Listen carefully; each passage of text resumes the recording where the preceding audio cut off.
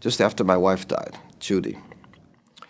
We had a mass for her, a memorial mass for her, in this chapel, a chapel she loved.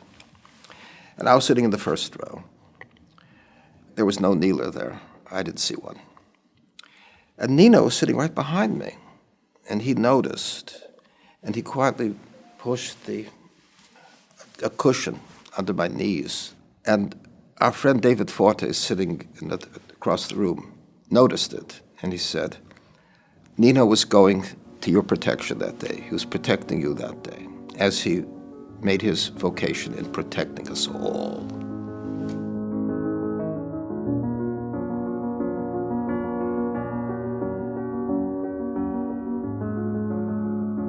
Justice Scalia was, in my view, one of the greatest jurists this country's ever had, and certainly the greatest jurist of the 20th century. I think he had an indelible mark on the Constitution, on our society, and most importantly, on people who do believe in practicing their faith in the public square.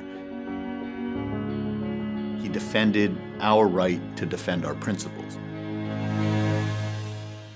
This was a man who had tremendous fidelity to the faith and to God, and tremendous humility.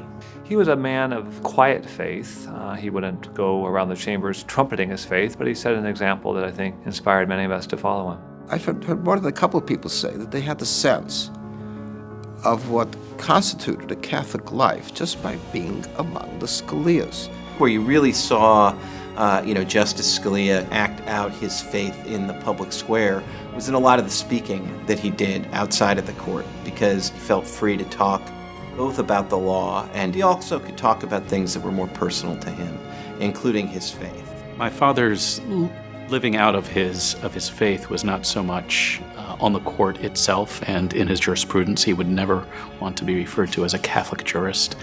He was just doing law. I think what he'll be most remembered for is his constitutional jurisprudence, because that appropriately is what is in writing. So it's the text that he created that will ultimately be his main legacy. What I think was one of his clearest achievements and successes was on the matter of respecting the text that was actually enacted and not getting diverted. It is your responsibility not just to be zealous in the pursuit of your ideals, but to be sure that your ideals are the right ones, not merely in their ends, but in their means. That is perhaps the hardest part of being a good human being. Good intentions are not enough. Being a good person begins with being a wise person. Then, when you follow your conscience, you will be heading in the right direction. We lived in Chicago, and John Paul II came to visit Chicago.